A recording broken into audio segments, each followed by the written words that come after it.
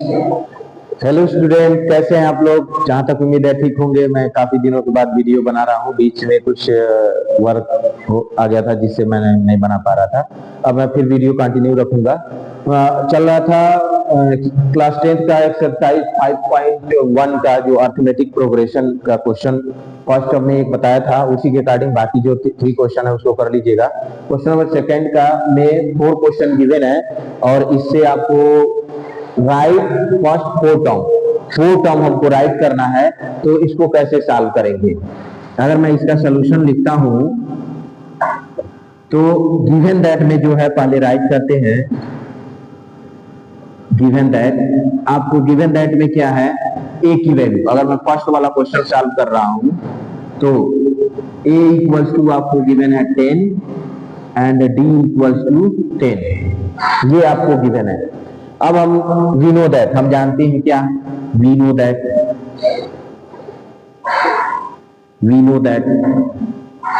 में क्या, term, first term तो ए हो गया, सेकेंड टर्म ए प्लस डी हो गया, थर्ड टर्म ए प्लस 2d हो गया, फोर्थ टर्म ए प्लस 3d हो गया।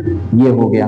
अब इन्हीं सभी टर्म को हमको फाइंड करना है। सिमिलर बहुत इजी है, आपको बस ये टर्म पता है तो फर्स्ट सेकेंड थर्ड फोर्थ आपको 4 टर्म पता चल जाएगा। ए आपको ऑलरेडी पता है तो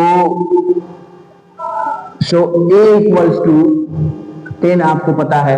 अब a प्लस डी की बात करते हैं तो a है 10 और d आपका है 10, तो कितना आ जाएगा ये 20। फिर नेक्स्ट आइए a प्लस 2d, तो a आपको 10 पता ही है और 2 इंटू डी की वैल्यू यहाँ 10 है ही, तो कितना हो जाएगा ये 10 प्लस 10 टू 20 प्लस 10 30। ठीक है। फिर नेक्स्ट टर्म क्या होगा तो a प्लस 3d, तो क्या हो जाएगा a प्लस 3 इंटू 10, तो 10 3 जा 30 और 10 40। ये हो गया।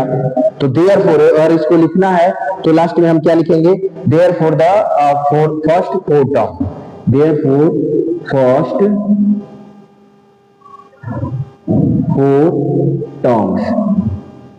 4 टर्म्स क्या होंगे, तो होंगे एपी के वो तो 10 20 30 40।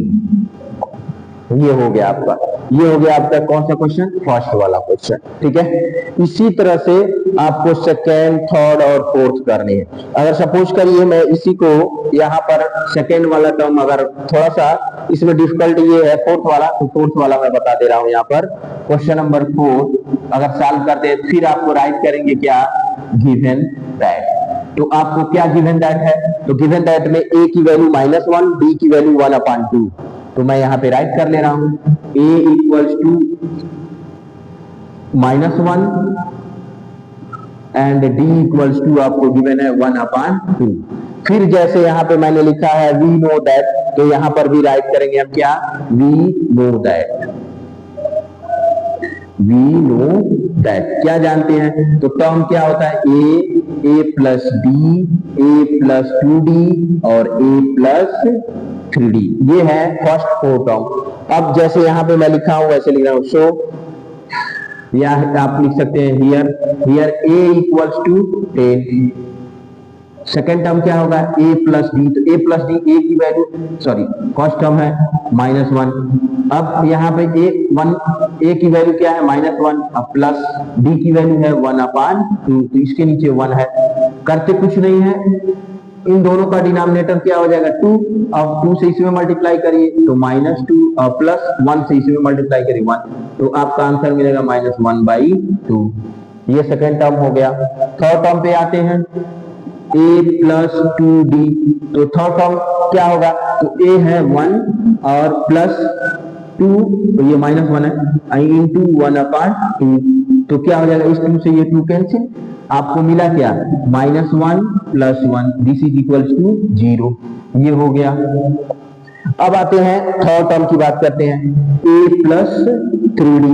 तो a प्लस 3d, तो a की वैल्यू -1 प्लस 3 इंटू 1/2। जब इसको सॉल्व करेंगे तो क्या मिलेगा, -1 प्लस 3/2। दोनों का डिनोमिनेटर क्या हो जाएगा, 2 लिख लिए, इसके नीचे 1 है, इससे इसे मल्टीप्लाई करिए, -2 प्लस 3, तो क्या मिलेगा आपको 1/2। तो हमको 4 टर्म मिल गए। अब हम जैसे यहां पर लिखे हैं देयरफॉर फर्स्ट 4 टर्म, तो यहां पे हम लिख लेते हैं क्या, देयरफॉर फर्स्ट